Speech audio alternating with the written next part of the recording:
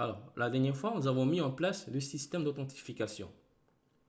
Ici, je peux m'enregistrer et là, je peux me connecter. Mais le souci, on n'avait pas mis en place le système de se souvenir de moi. Parce qu'en fait, dès que je me connecte et que par exemple, je ferme le navigateur sans faire exprès et que je rouvre le navigateur, là, je me retrouve automatiquement déconnecté. Ou bien, si par exemple, j'éteins l'ordinateur et que je le rallume, ben, je suis déconnecté aussi. Et ça peut être très vite fatigant. Alors, je vous propose aujourd'hui, dans cet épisode, de mettre en place le système de se souvenir de moi.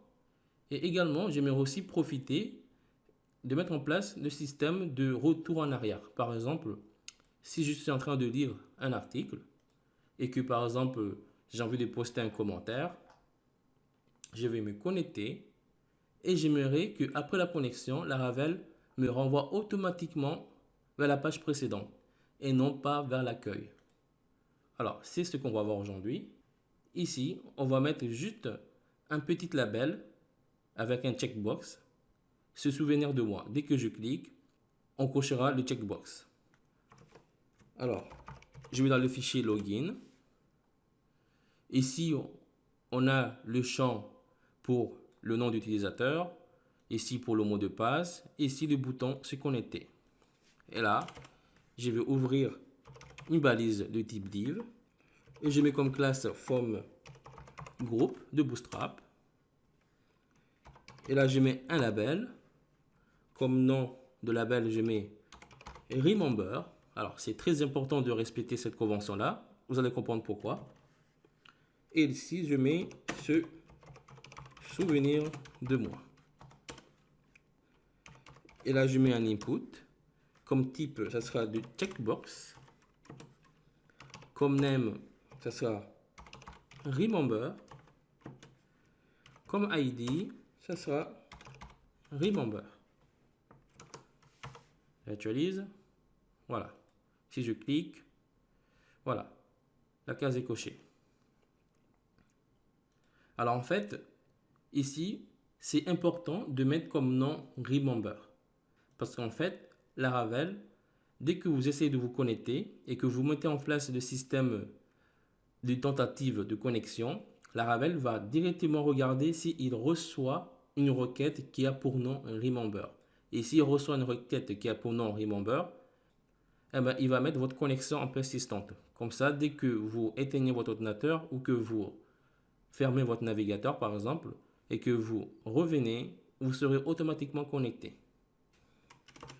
Et là, juste en bas, je mets aussi un champ de type input. Et comme type, je mets hidden. Ça sera un champ caché. Comme name, je mets par exemple page. Tiens. Et là, je vais mettre aussi un attribut value. Et là, par contre, je vais faire un echo. Alors, je vais juste sauter une ligne. Et ici, dans cet echo, je vais faire une condition. Je mets un i7. Si tu reçois, et là, je mets $server. Et là, je mets HTTP referrer. En fait, ici, dès que vous naviguez de page en page, PHP va enregistrer le lien des pages précédentes. Du coup, ici, le HTTP referrer va reprendre, va récupérer le lien de la page précédente. Et puis après, on pourra rediriger le membre vers la page précédente.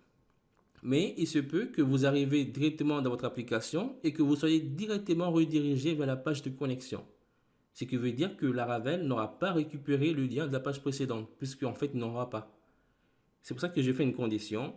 Si tu reçois le lien de la page précédente, ici, je copie ça. Alors, tu me fais un écho de la page précédente. Sinon, tu me fais un écho de la page d'accueil. Ici, je mets un slash. Voilà, je regarde s'il n'y a pas d'erreur. J'actualise. Il n'y a pas d'erreur et le champ ne s'affiche pas. Très bien.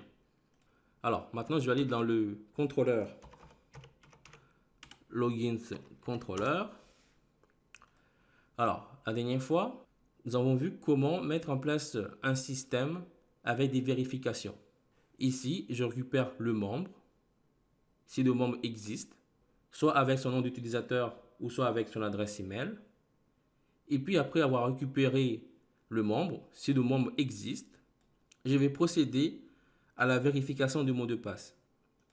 Si le mot de passe est correct, alors je connecte le membre. Et puis après, je le redirige vers la page d'accueil. Ou sinon, je redirige vers la page précédente. Ou sinon aussi, je redirige vers la page précédente. C'est tout.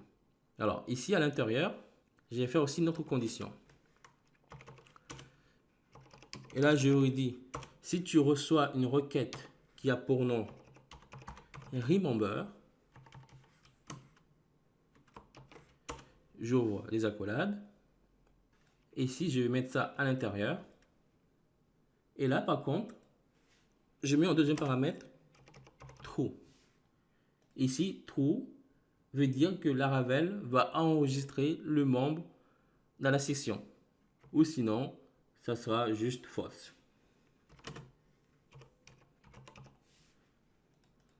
Et puis après, tu rediriges vers la page d'accueil. Mais moi, je n'ai pas envie que tu rediriges vers la page d'accueil. J'ai envie que tu rediriges vers request. Ici, je mets page. Parce que ici, le nom du formulaire, c'est page. Du coup, tu rediriges vers la page. Bon, j'enlève les anti-slash. Et là aussi. Bon, on va tester, on va se connecter. Je vais copier cette adresse email. Je le mets. Je mets le mot de passe. Je clique sur se connecter. Je me connecte. Et vous voyez que ça m'a redirigé vers la page de l'article. Et non pas vers la page d'accueil. C'est super, hein? Et là, je vais fermer le navigateur. Je le rouvre. Et là, je suis toujours connecté et non déconnecté. C'est super. Alors, juste avant de terminer, je vous ai dit tout à l'heure que ici, c'est important de mettre comme nom remember. Parce qu'en fait, si vous utilisez le système de optant, par exemple ici, vous utilisez le système dot, ici comme méthode, vous mettez optant et que vous vous connectez avec cette méthode-là, Laravel regardera s'il reçoit une requête qui a pour nom remember. Et s'il reçoit, ben, il vous connaîtra et ici, ça sera mis en true ou sinon, ça sera mis en false. Voilà. Mais comme ici, nous avons créé un système genre fait maison avec des conditions un peu partout. Du coup, c'est un peu normal que nous mettons ici login et comme en deuxième paramètre, je mets true ou sinon, ici, par défaut, c'est false. Du coup, vous pouvez ne pas mettre false. Voilà, vous voyez que ici, c'est marqué false.